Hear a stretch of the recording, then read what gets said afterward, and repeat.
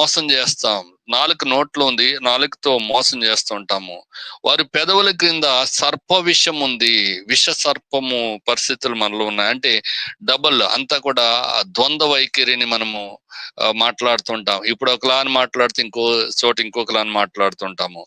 నోటి నిండా ఏముందంటే శపించుట ఏముంది, మానవుల్లో శాపం ఉంది, పగ ఉంది.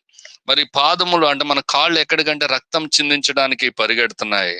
మరి నాశనమును కష్టమును వారి మార్గములు ఉన్నాయి. శాంతి మార్గము వారు ఎరుగరు.